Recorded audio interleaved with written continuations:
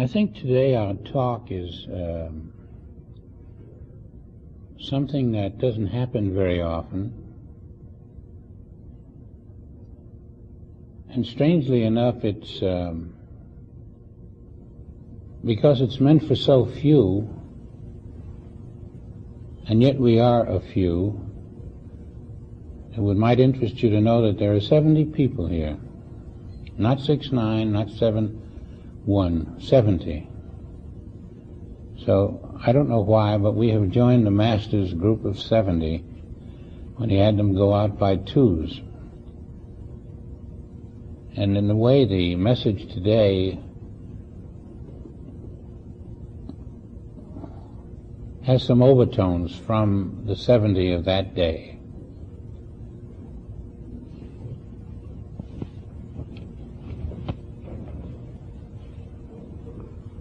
Mine hour is not yet come.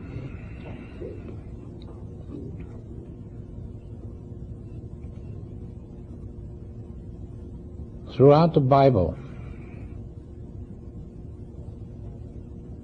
the world is waiting for his hour to come. And although they persuade him that it has come, act now, say this, say that, do this, do that, he says, mine hour has not yet come. And we wonder about that hour.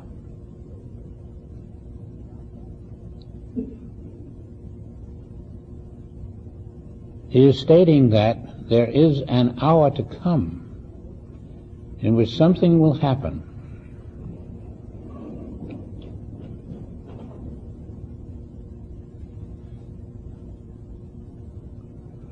I'd like you to consider that that hour is his last hour on the earth.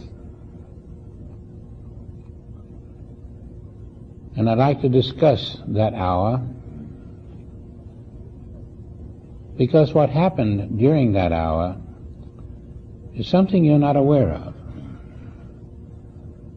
something that is not spoken of, rarely discussed, hardly known. And from what happens in that hour, you will learn more than you anticipated.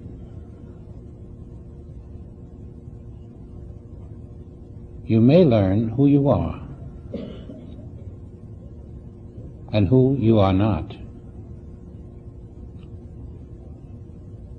I want you to know that during that hour, everything was controlled by the inner consciousness of Jesus Christ.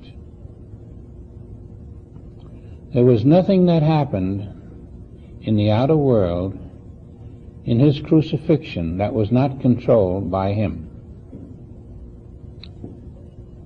Every thought of his, an inner thought, appeared in the outer. Every attention to his body occurred first within him. There wasn't a thing that happened to him that was controlled by anyone in the world.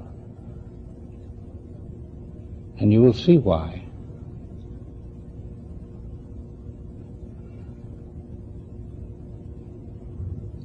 When he had gone, and when he had issued the revelation of St. John, when he was no more visible, and when the people read the revelation of St. John, the secret of the life of Jesus was still unknown. I imagine it became known around 1800. Somewhere in there. They found something in his revelation that said something they had never really understood, something they had passed by, something you must know and I must know, something that will distinguish us from the rest of the world. The statement began in the 10th verse of Revelation. I've got to read it to you.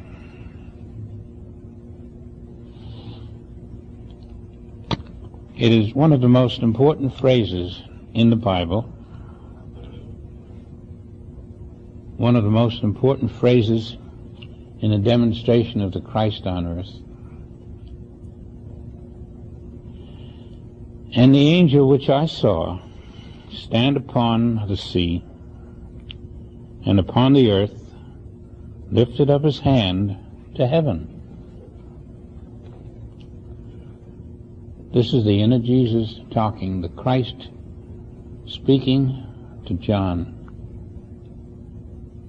Up to a certain point, not even John had heard this.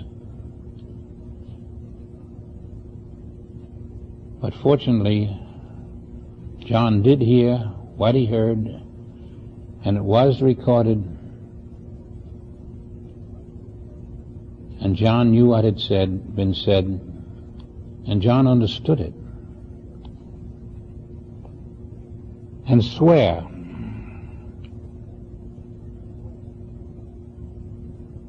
by him that liveth forever and ever, who created heaven and the things that therein are, and the earth and the things that therein are, and the sea and the things which are therein.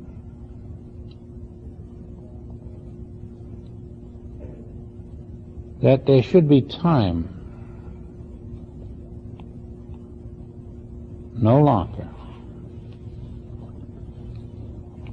That there should be time no longer.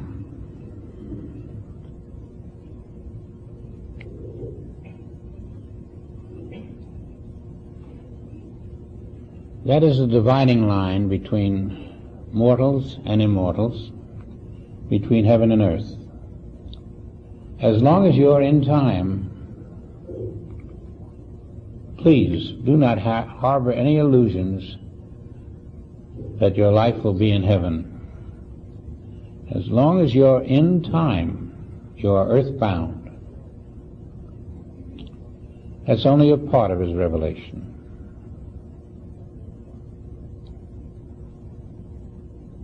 You cannot even go into Christ consciousness until you have overcome the illusion of time. You may as well face it. There's no escaping. Whoever is in time is mortal. Whoever has attained the consciousness of no time is then privileged to receive the blessings of spirit. The dividing line between the world of matter and the world of heaven is the time which we must drop out of our consciousness. Maybe you've never been called upon to drop out of time, but it is clear as the nose on our faces that there is no heaven which contains time, that there is no time which is in heaven. Eternity is not in time. Eternity is in heaven. The minutes and the hours and the years and the days, everything we do today and tomorrow, no matter how holy we think we are, will be in time until we have learned how to rise out of time, until we have discovered that the only one on the earth who is out of time is not visible, until we become that invisible Christ, time will remain to pull you back to the earth, into non-life, under the illusion that you are in life. Now this is in 10:6, Revelation. And it was uttered by the Christ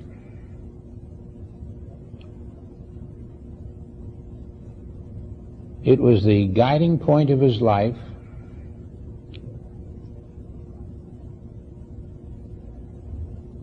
And when he said, "My time has not come,"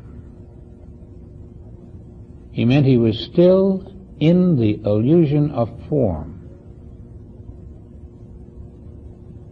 That the illusion of time surrounded his being just like everyone else.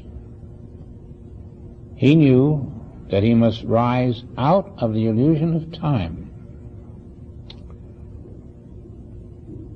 It may interest you to know that there was not a miracle he conducted, not one, which was done in time. It was his consciousness of being out of time which enabled the miracles to be done. Now you see, he was out of time while on the earth. It was only when he was visible that we saw him. But he could transfer he could be translated in a second. In time or out of time was the difference. And when his body was invisible, he was out of time. He could say what he wished without fear of Pilate, Sanhedrin, anything upon the earth. For the moment he was out of time in a second. There was no way to reach him. And even though he appeared in the visible, he was always in that state of consciousness which could not be reached by those in time. And I'm impressing this upon you because it is a fact of life that we have to deal with. As long as we are in time, we're heading for death. When we are out of time, death is behind us. So please, whenever you have an exercise that says, let's get out of time, don't shrug it off. Don't think of it as something you do tomorrow. Remember, it's your lifeline. The gifts of heaven can only come to you out of time. They can only come to the Christ of you out of time. And the mortal of you must therefore die to self, die to the mortality of self, and be alive to the Christ of self out of time. That's where the work is done. And although it seems like it'll take a long time before we reach it, and perhaps it will, but you may be sure that the way has been provided, that someday, ultimately, you will discover that you have always been out of time.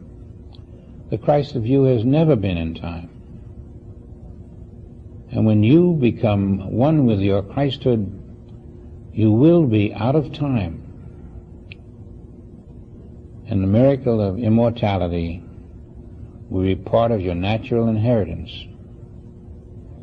So never think that we are just having an exercise when we are dropping out of time. It's a prelude of something that you must realize in actuality.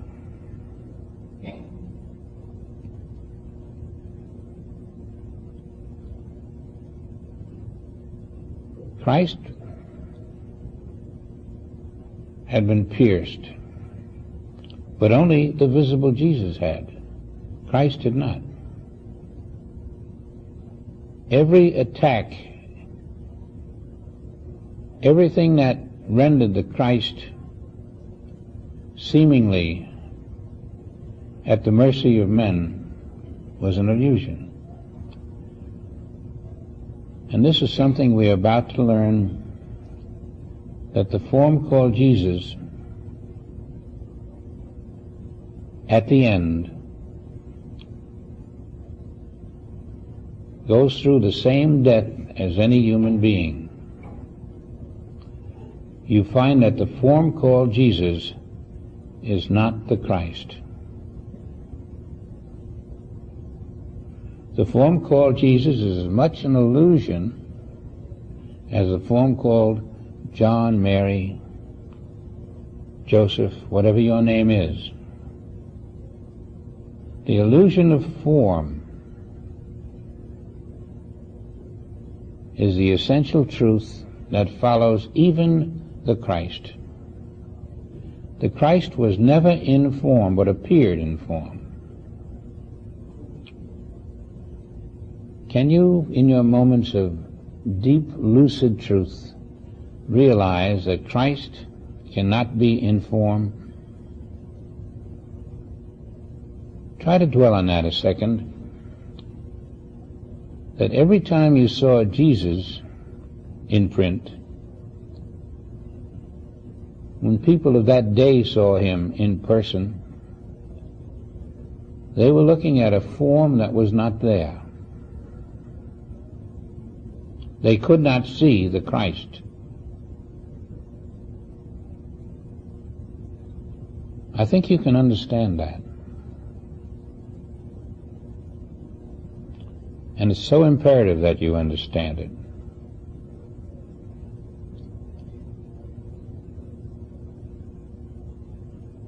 Once that becomes part of your knowledge,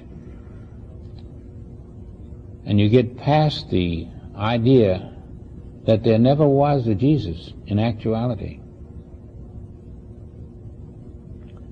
that Jesus was a forerunner, the forefront, the visible, teaching us that we are not in form either. That as Jesus was alive as the Christ, invisible,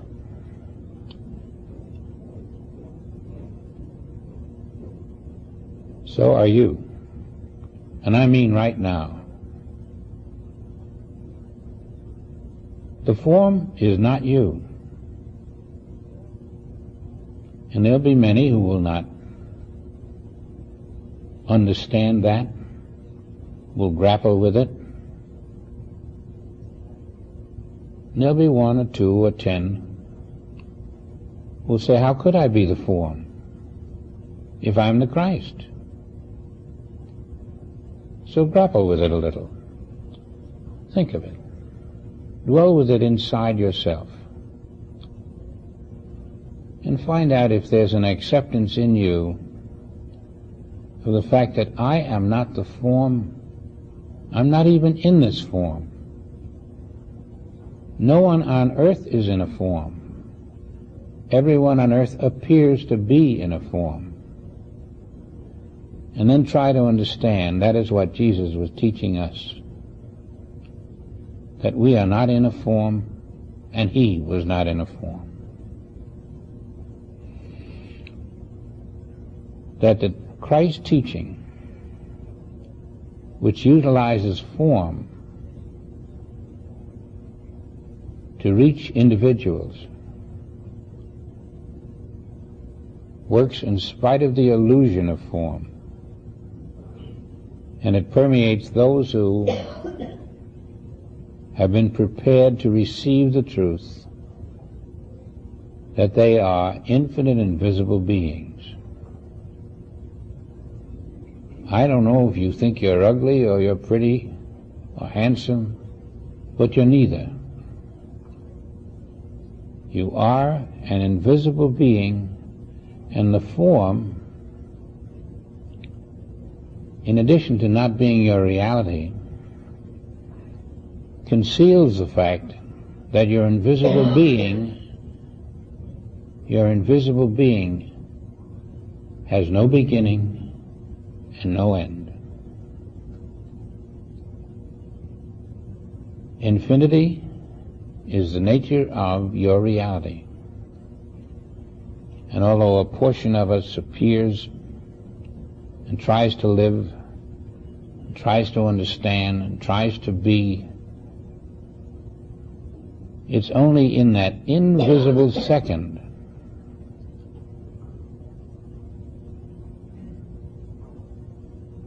when we come to understand the Christ of our own being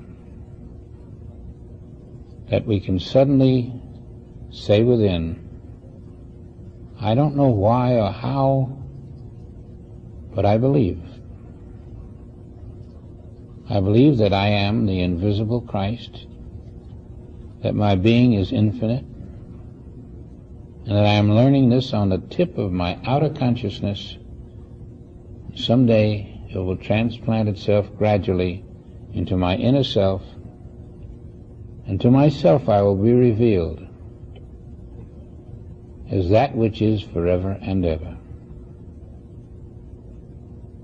I'm not someone else that's going to become someone else. I am the Christ that I am. Someday I will learn that. Possibly now I can feel it and know it. And if I can feel it and know it, I can then learn to act upon it and say that because I am this invisible Christ, I am this and that and the other thing. And you can gradually build your self-confidence into the realization that inside the 1 hour of the last days on earth of Jesus Christ, that was taught to you. For in that last hour, he gave us more evidence of the fact that he was alive and invisible, even though to the world he was not. I'm not going to read it, but you can look at it. In the last hour, there was not a bone in his body that was broken. And remember, I told you that the will of the invisible Christ was being manifest on the earth. It was the will of the invisible Christ that nothing in his body be broken. And so it was. They could not break his bones. They could not circumvent the will divine, which prevented even the breaking of a bone, though that was an illusion. All the evidence has been given to us that the Christ was the magical power.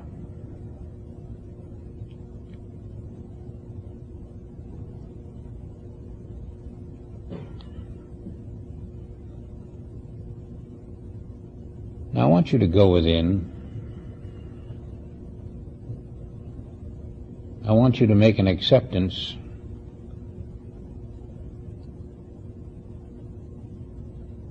of the power within you which will survive anything this world has to offer. Anything. Even the death of you. There is within you a self which you will come to know, which survives all death, and which brings forth all life. Perhaps you'll be given evidence of it. Perhaps you've been given evidence of it. One day you will have all the evidence you need.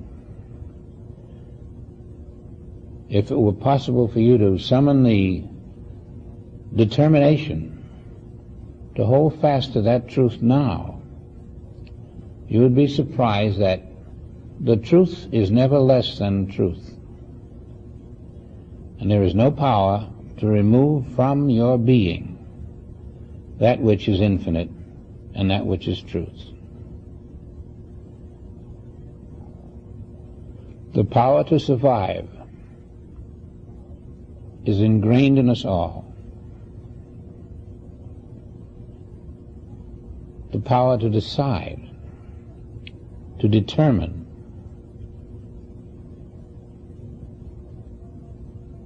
to live, to experience, to be, that is an inherent quality of our being. When I say our, I use the word collectively because your being and my being, his being and her being, is the one being. And we, which is a collective word for I, the I of you and the I of me and the I of everyone who is in the world, has the power to bring the truth of God into human experience beneath the level of the surface of man.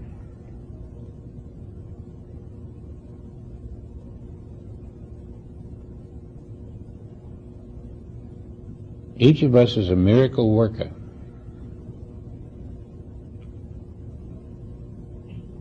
Each of us is without the danger of ever being released to anything that is negative, untrue, perverse,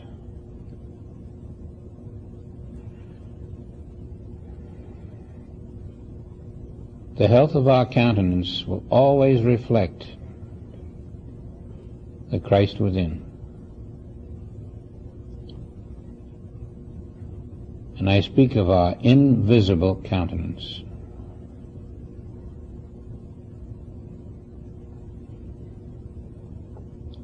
We're going to walk out of here sometime this weekend, and we're going to know that something has happened.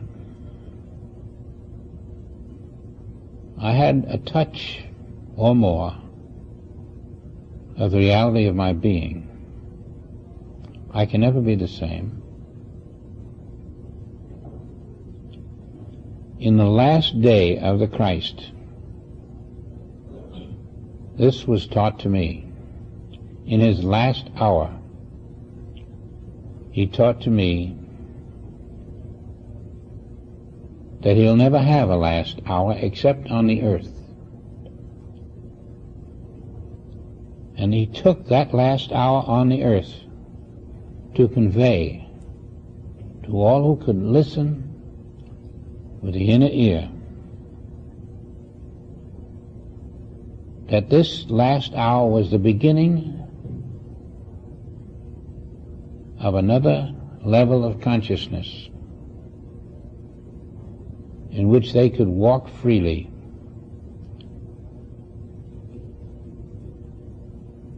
and experience within the immortality with which they were bequeathed, the omnipotence, which is the quality of omnipresence, the perfection of being which we never see on the earth, but which is all there is in the invisible.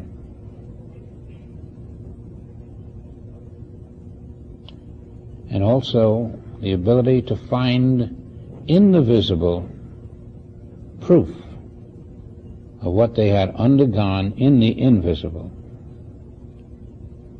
so that the outer man becomes the equivalent, the same as the inner man, and is then ready to live the divine life in the fifth world.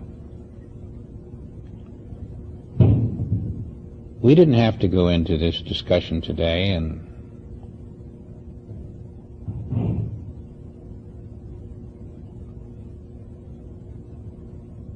But I think it will be valuable to know that we are not orphans.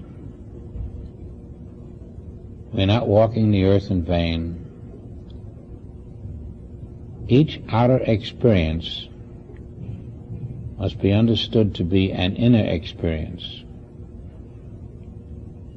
And as we dwell within, the outer has a new significance, and it yields to us the understanding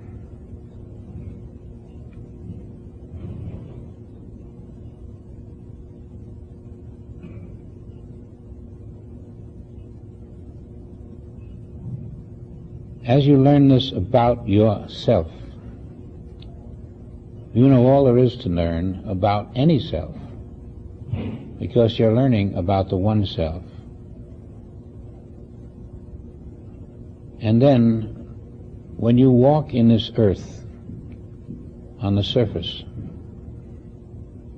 and you see another individual who staggers, another who stumbles, another who needs help, understand this is Christ in the making.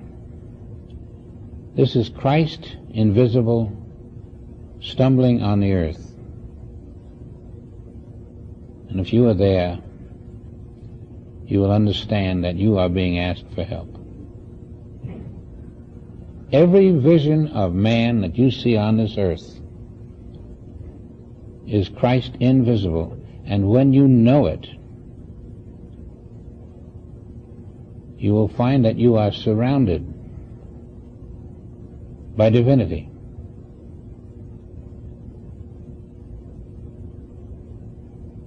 That you are protected by divinity. The omnipresence and omnipotence are the qualities of your being. Your whole approach to living changes, because you're going to learn from the smile of that individual or the frown of this individual.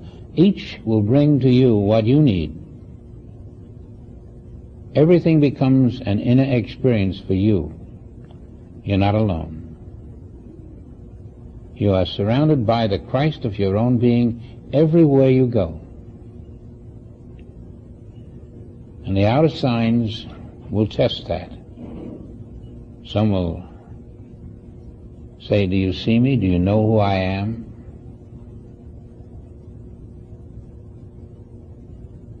And you can look around you and say, I see myself everywhere. You're going to find that this world is a beautiful place, but you're going to have to look at it with inner understanding to realize that this is heaven.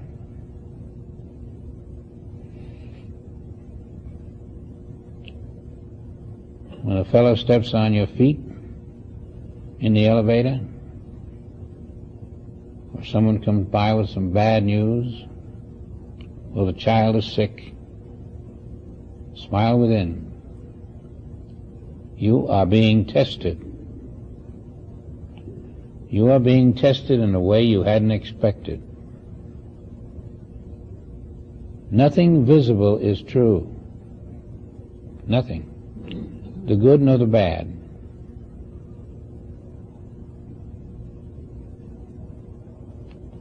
And you can only be trusted with that information because even though you have not attained, you can understand at this point that what is happening to you is your preparation for eternity. Everything is a test. And when you pass your test, you will say, only the Father is present, only the light of God is here, and I am that light. It isn't a lonely world at all. It's lonely because we think we are alone. We think there is only me and him and her. When we learn to look beyond, from where we stand, we feel the presence everywhere.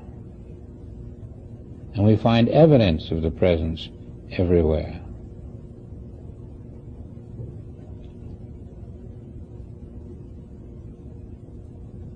And then joy takes the place of doubt. Even sorrow has no meaning. All part of the illusion is what takes place in this visible world.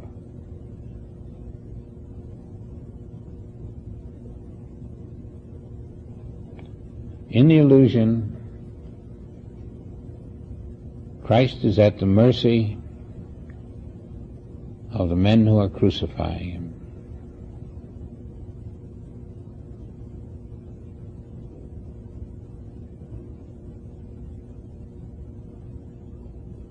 But Christ is not in the human consciousness.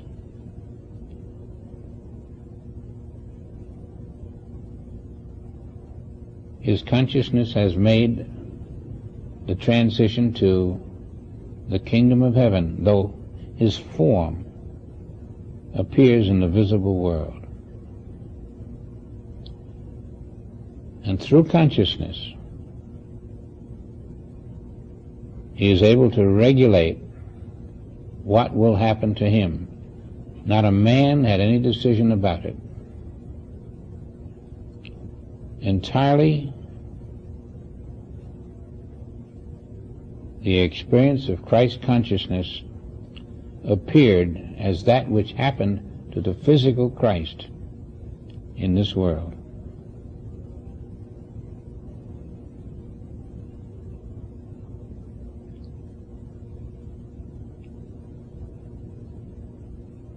You will learn that this is how we operate in the invisible kingdom of God. We are totally in command of being.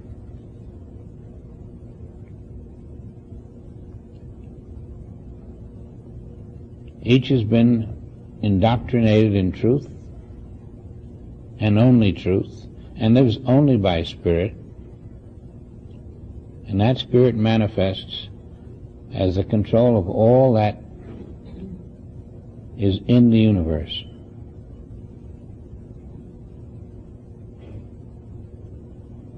When you see a war, who dies in that war? To the human being, that sounds atrocious. Who dies in the war?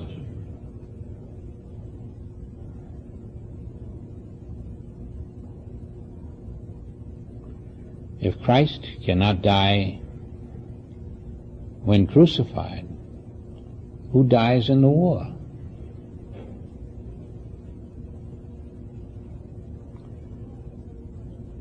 Is there another being than Christ?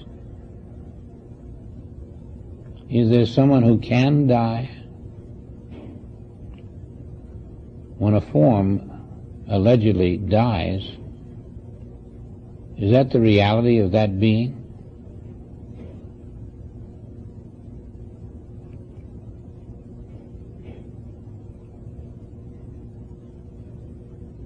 Do you see that death never touches the self of an individual?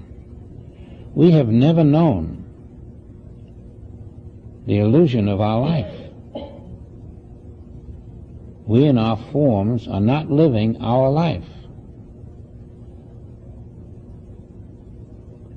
Christ had to come in the illusion of form as Jesus to show to a degree what we go through in the illusion as well as in the reality. So when Christ took our sins and took our pain and took our burdens, he was taking our illusions from us. And here and there, a depth of being in one responded and in another. They had found eternal life while in the midst of the world chaos, as we will.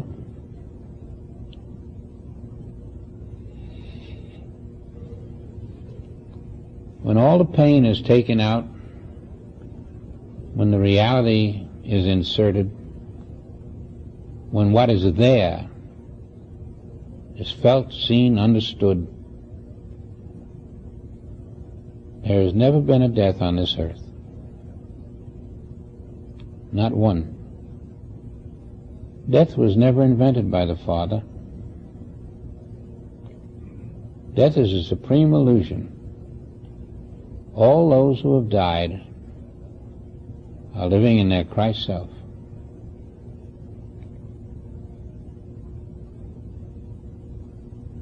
I suppose we should have some proof of that.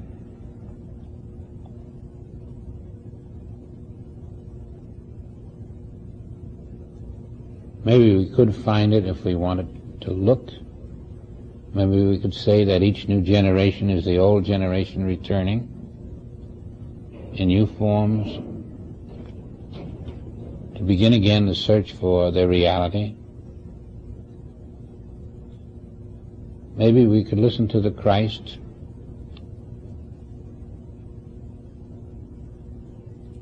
who has told us that death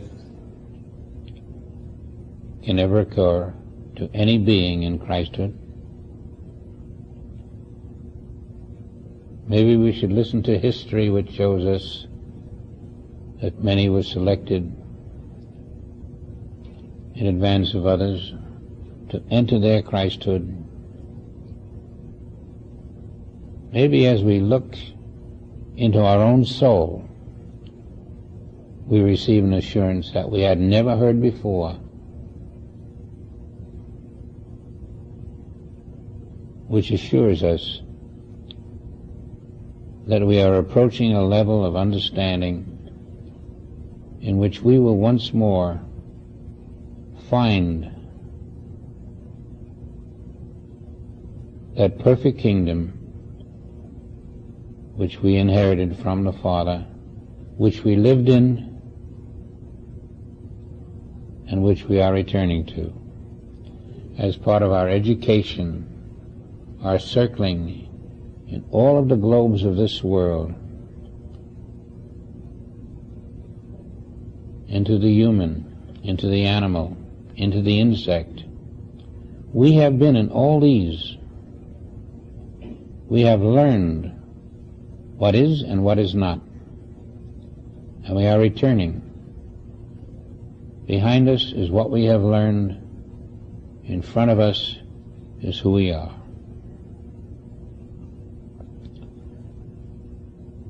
The evidence of all of this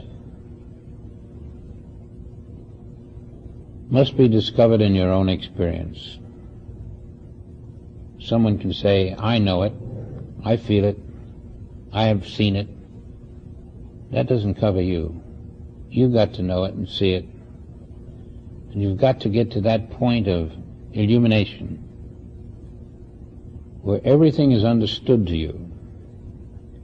No one can be illuminated for you, but you can reach that degree. We all will be illuminated to the point of knowing beside the Christ of God there is no other. I am He.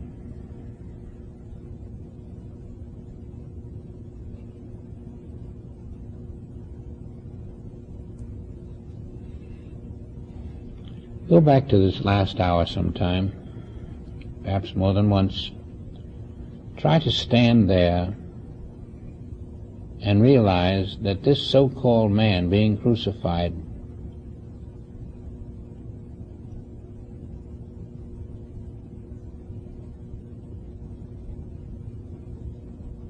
is being guided by a force that makes the individuals around him meaningless. But that force which keeps this man to breathe, to live, to experience what he will experience, that force is in us all.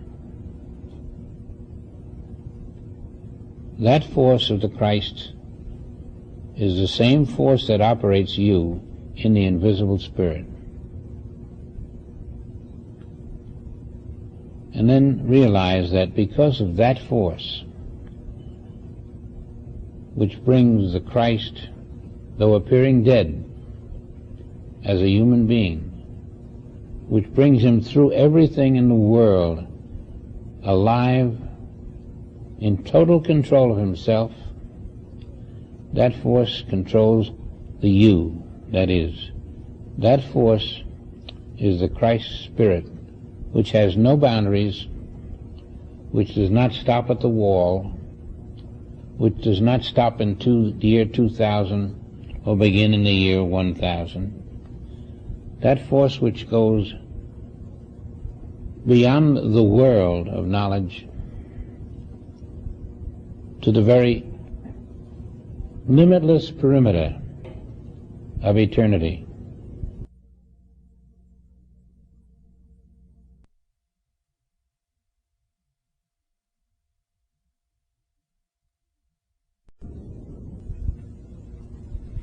And so in our stillness, let us be saying within, I'm ready, Father.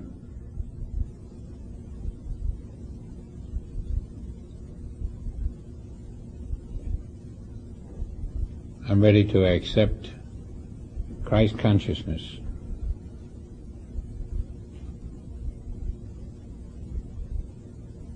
I'm ready to accept it to such a point that I will never deny it.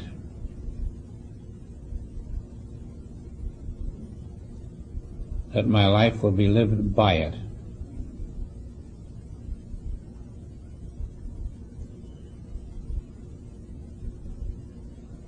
I'm ready to live without the split in consciousness which people on the earth impose upon themselves.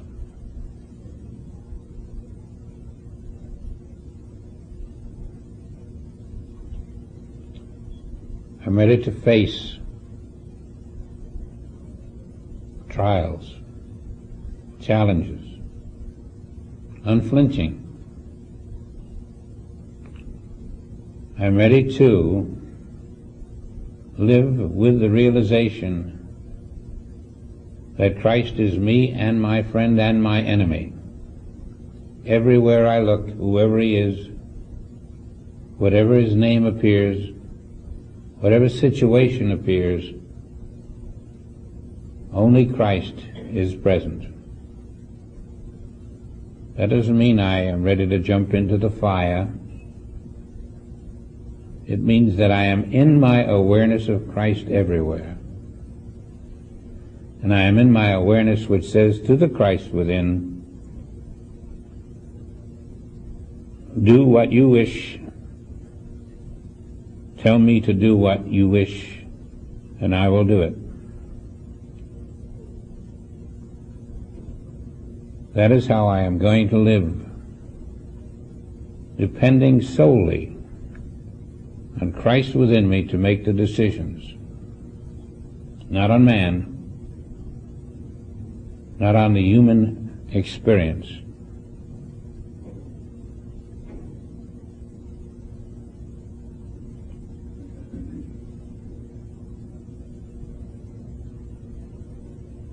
Now you have a wayward brain, a wayward mind, wayward emotions, and these seem to be independent. They would operate on their own. Something tells you what you should do, but your brain says, this is what I'm going to do.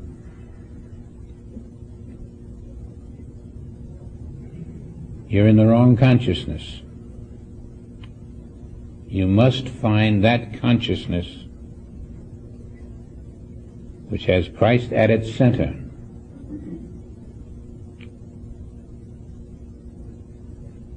Otherwise, mistakes will be made. Mistakes that will change your life, your experience, your balance sheet.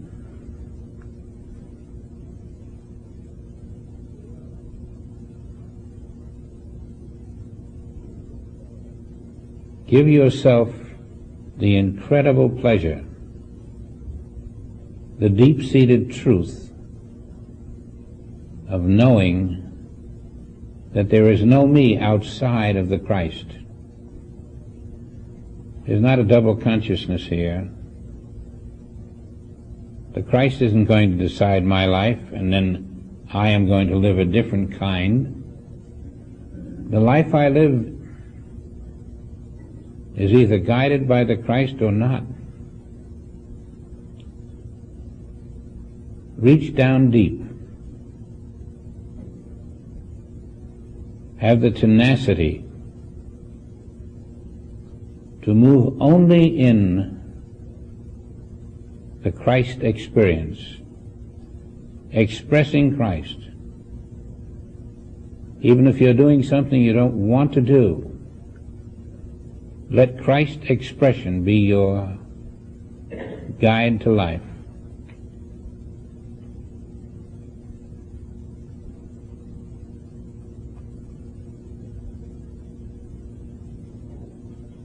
This is a silent pledge that you make with your Father. You have sent the Christ to lead me, and I obey.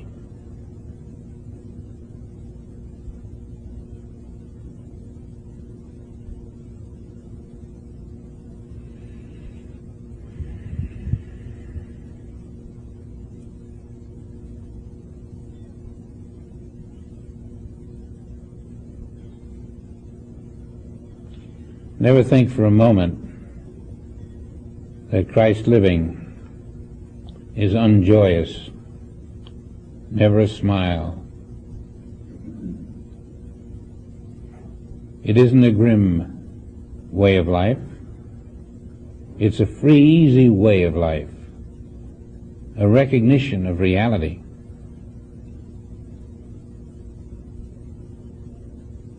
And as you make the right decisions, you find the reward for that, living the Christ way. You do not make the personal decisions. Only the Christ of you makes decisions. That's hard to come by at first, but it means waiting on the Lord.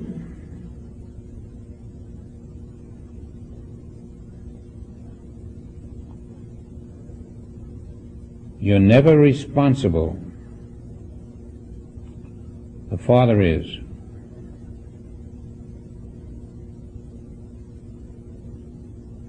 There is no you to be responsible.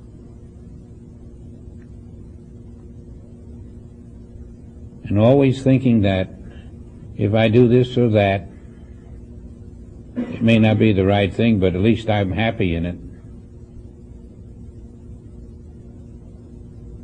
is going to ultimately lead to a detour from reality.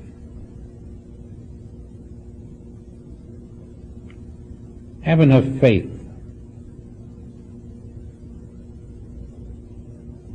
in the center of your being, that which moves throughout the universe, that which you do not see but know is there, to say to it, why haven't you taken over? I don't have to like what you decide to do.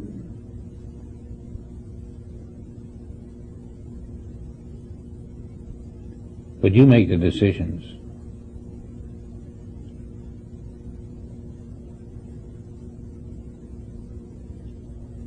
And ultimately there will be no one there to gainsay those decisions. Let yourself be Christed. You think you're wearing a straitjacket for a time, but it loosens up.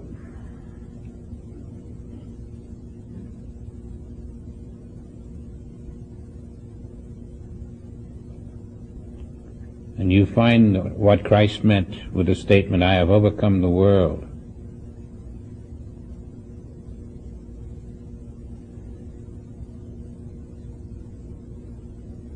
Be ye reborn of the Spirit. Return to the Father's house.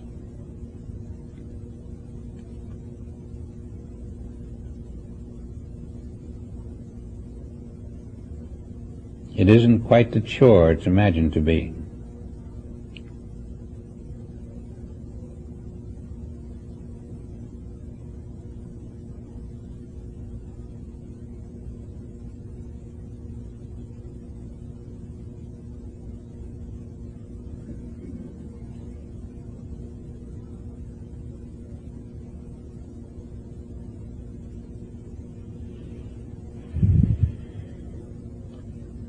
If we could take Joel as an example, you would not find an unhappy man. You would not find a rigid man. You would not find an unsmiling man.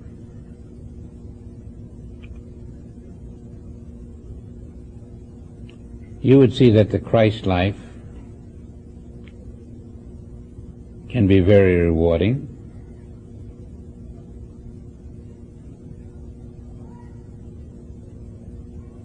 You would see that Christ walks among men and knows that every man is his equal, that every man is equal with God.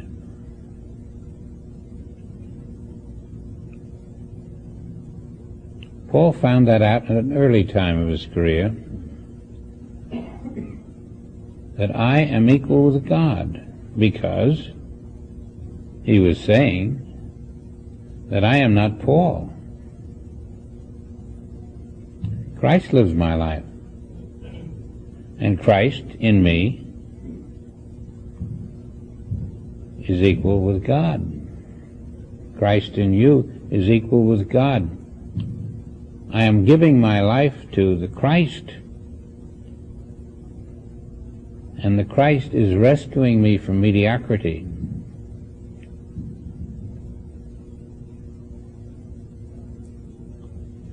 The Christ is giving me all that I can accept.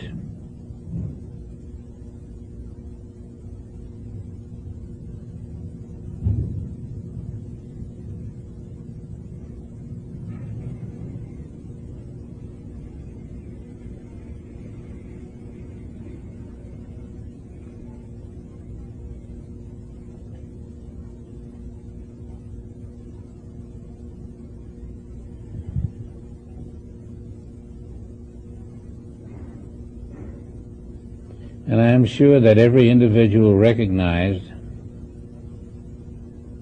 as a Christ consciousness individual walked among the chosen.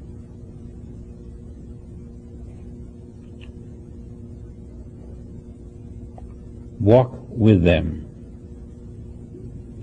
Admit them. Open your heart.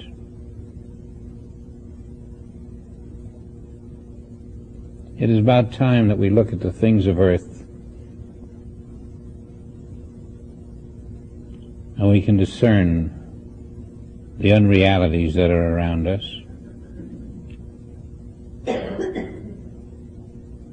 That true pleasure is not a moment here and a moment there.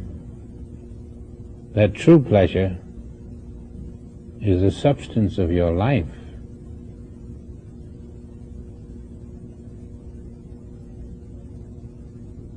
How you spend that substance will give you the joy of Christhood or the illusion of a human being.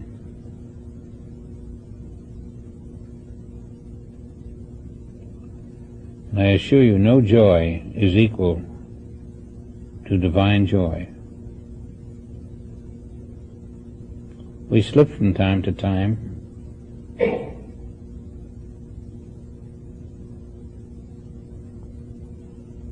We deny the being that we are. We often state that we feel bad because of this, or we feel bad because of that. We often frown. We often feel the lacks, the limitations, the displeasure at someone else's activity, even at our own activity. All we're saying is, I'm not Christ today. I've forgotten about Christ. I want to be human. I want to express these annoyances. Someday we've got to pass those points. Someday we've got to see that there is no such an expression in the Christ of God.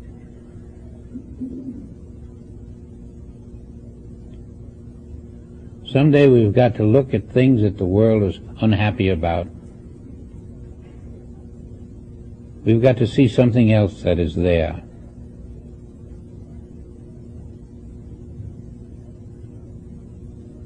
And only the Christ of you can see that something else.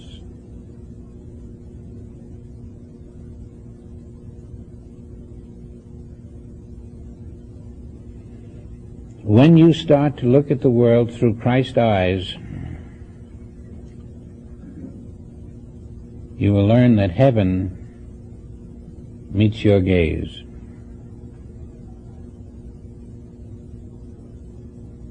I don't mean to fool yourself, to persuade yourself that heaven is there, because all will be there is matter.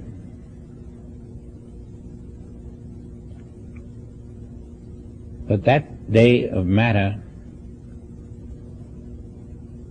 is a temporary illusion that lifts.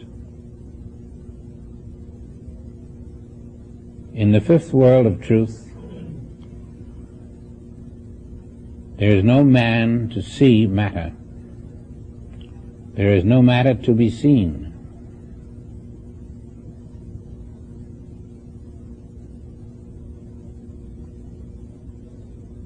Do you feel the possibility of entering the fifth world?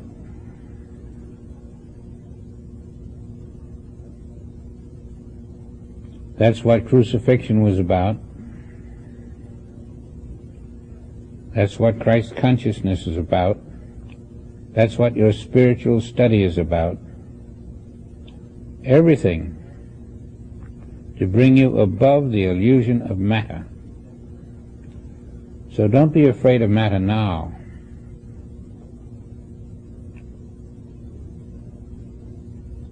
It isn't there. It can only harm that of you which is anchored in matter and that does not have the Christ view. If you want to remain anchored in matter and be fooled by matter and live in the midst of matter and enjoy matter, I would say you're welcome to do it, except that Spirit says that's part of our education.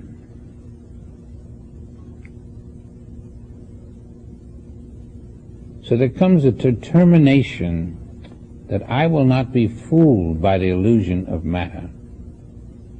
It's bright, it's shiny, it's gaudy, it's agreeable. I want it, And yet, when I don't have it, I haven't lost a thing. Maybe you can get all the matter you've needed and get it done with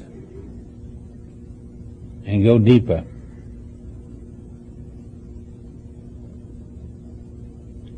For everything that Christ has is excluding matter. There is not an ounce of matter in what Christ possesses. We try to follow a being who seeks no matter, who possesses no matter, and yet when we take an appraisal of what we have done, we find that what we have been doing is collecting matter that Christ does not collect.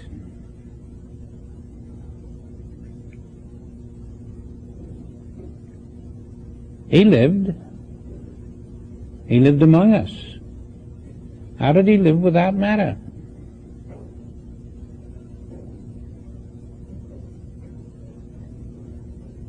Even to pay the tax collector. He didn't have any gold. He had no currency, but the tax was paid. You say, oh, well, that was him. What about me? We're not saying be without money, but the point is that everything we have is a material thing, and the one we're following lived with the Spirit. Now let's not kid ourselves. You can't live with matter and live with Spirit. And Spirit isn't a word or a thought, a closing of your eyes and there's Spirit. You clothe yourself with Spirit. You clothe your actions with Spirit. And then your beliefs, your understanding is clothed with Spirit. And if you're not living or trying to live with Spirit, you're not following the Master into the kingdom of heaven.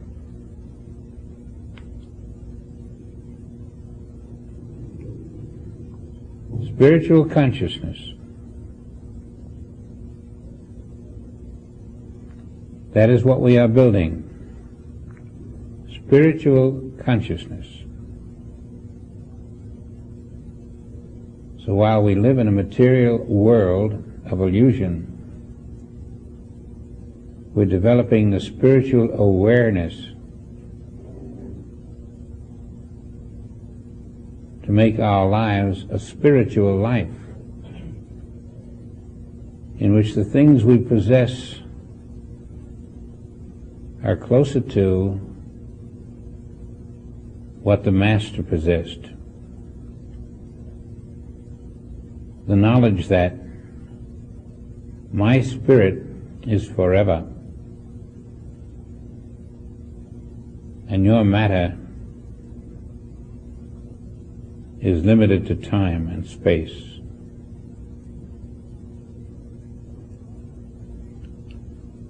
So our freedom is going to come from the transition from a material consciousness, which is the consciousness of this world, which is the consciousness of the people in this world, which has been, to a large part, my consciousness. But I can't live with that and follow Christ.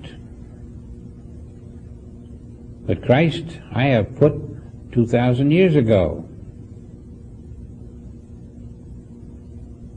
Christ is now. Just as now will ever be.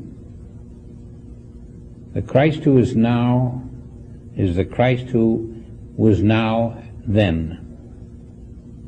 The Christ who is always now. The Christ who is today in the spirit world is the Christ that I am following.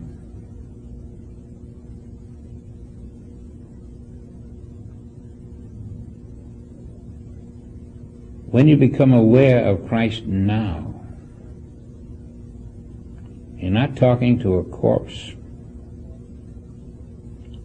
You're not talking to yesterday. You're talking to the very instant you speak.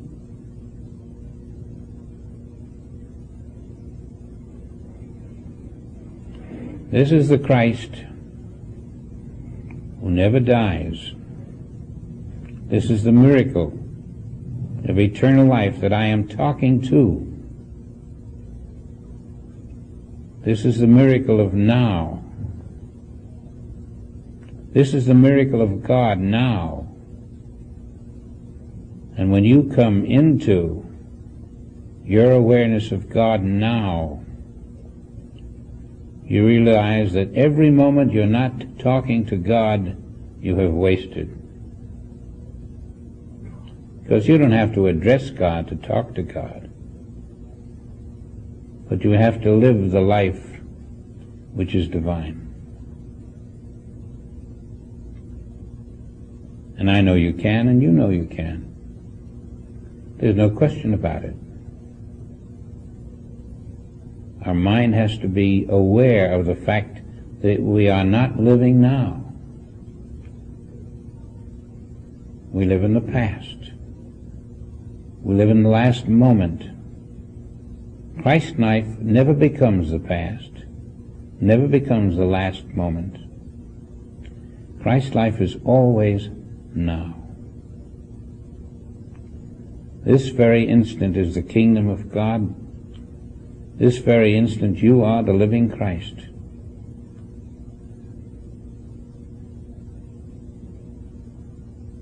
Something in you becomes very much aware of the invisible kingdom around you, which begins to appear to you.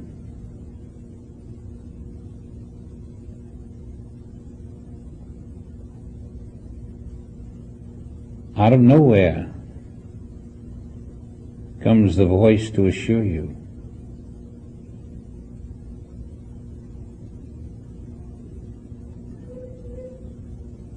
You learn that now that I have turned my attention to the Spirit of God within me, I have opened up a complete universe which is alive and which is the only universe that is present. The illusion of the material universe around me is lost in a second of truth. Everything which I have played with, all the fun that I have had, all the nonsense that was so important, in a moment of truth,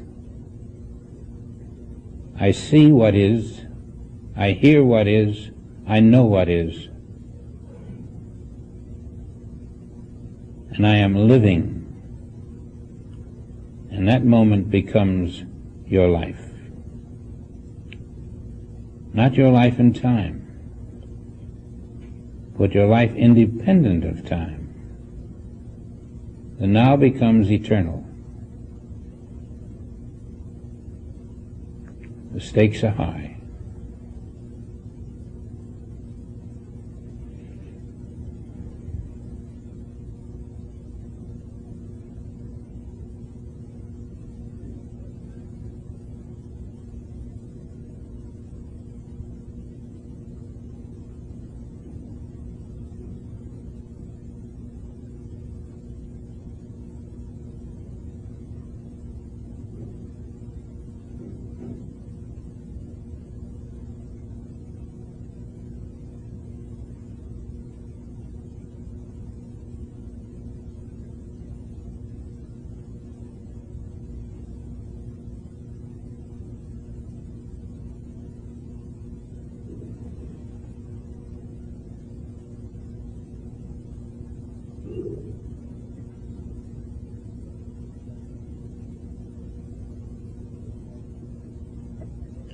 If a day passes that we do not make the effort rise above humanhood, then we have lost another opportunity to find God.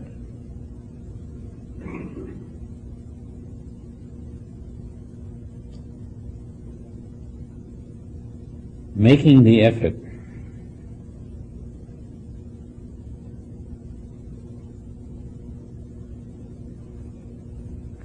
is even greater when you fail in its results than when you don't make the effort. Because every time you fail, you succeed in finding one way that doesn't work. Every time you fail, you are closer to the truth. Every time you try, you eliminate or you build the pathway. Your motivation, your desire to walk in the kingdom of God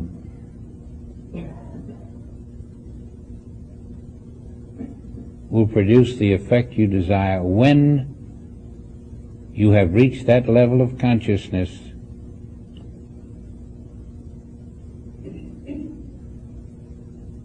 which finds that mortality in you, for the moment, is no more. I don't know how many of us have had that experience when mortality just isn't there. Something else replaces it.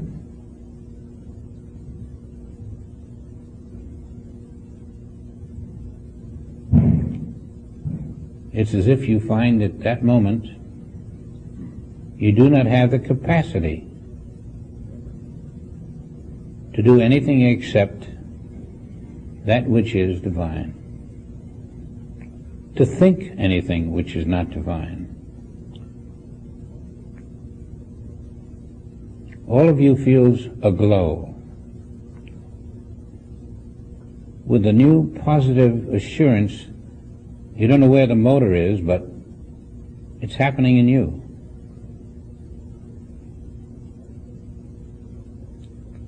And in those blessed moments of upliftment, you find you have an unconscious courage that requires no courage. It's just there.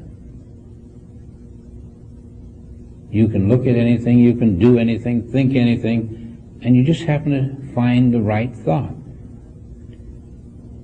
Little realizing that the Spirit is thinking through you. The same Spirit that is thinking through you acts through you.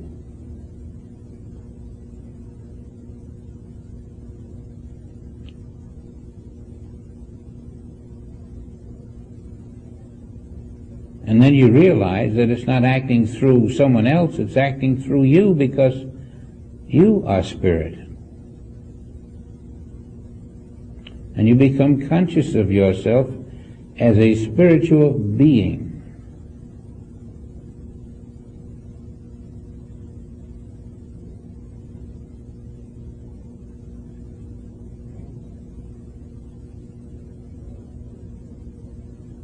There is a point of no return where you cannot do anything that is not Spirit. It's impossible for you to have an error. Spirit doesn't make them. You'll find that is within the realm of possibility. You'll be getting closer and closer to that. And don't expect it too soon. Don't feel bad if it doesn't happen. Just moments like that are harbingers of what will happen. We are all on our way to the perfection of being, which is Christ living us. And we have lost the desire to be somebody, to think somebody, to feel somebody. Christ in us is us. Can you feel that possibility? Or have you felt it?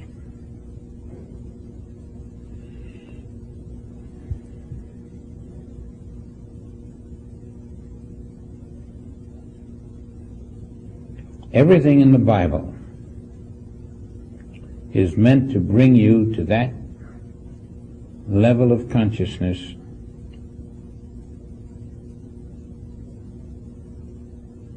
in which your consciousness is living the divine plan. And you know it. And if you are willing mortally to step aside and let it happen, not block your own progress, it may come a lot sooner than you realize.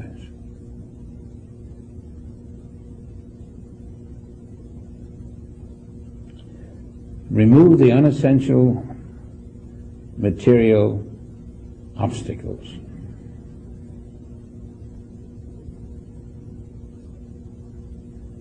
And you'll find many of those in your life which seem so essential,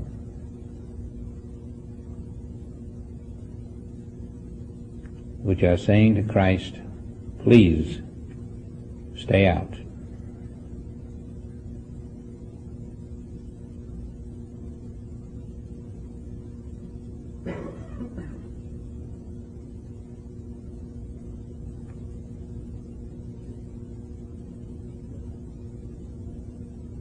One of these great obstacles is our belief that the things we do in time are real. It's unfortunately true that life is not in time. And you'll find when you are able to operate, think, have your being, not necessarily 24 hours a day, but a period out of time to acquaint you with the magic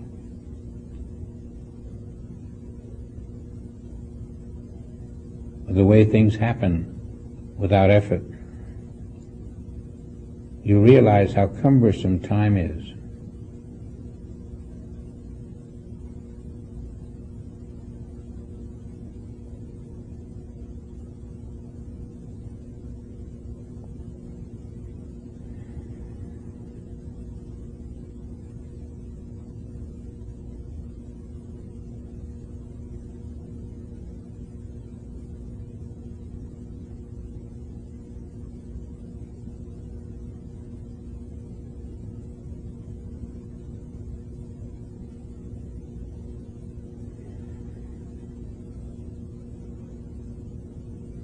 You're going to reach many areas when you say to yourself, well, this can't be. I mean, I had my children in time.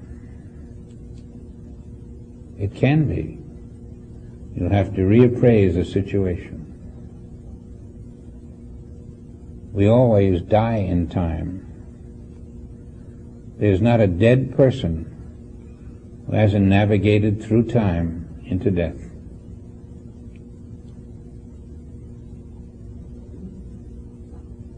There's not one immortal who lives in time. And that's the gap you're going to release yourself from.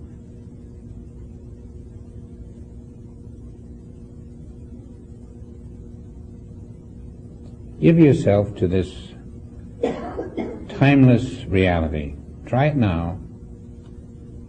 You'll be wondering, where am I?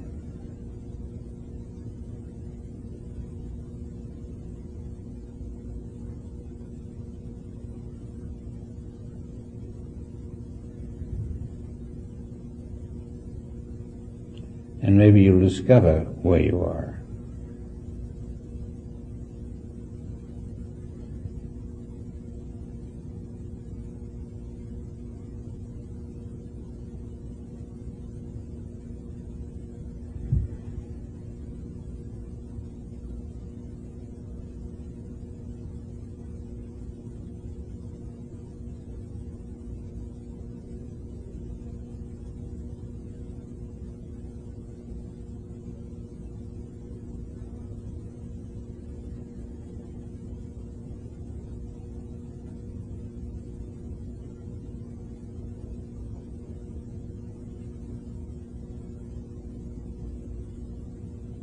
Hey everyone, thanks for tuning into our channel. If you're enjoying the content, don't forget to hit that like button below. It really helps us out. And why not share this video with your friends? Spread the word and help us reach more people. Lastly, make sure to subscribe to our channel and turn on the notifications so you never miss a new video from us. Thanks for watching and see you next time.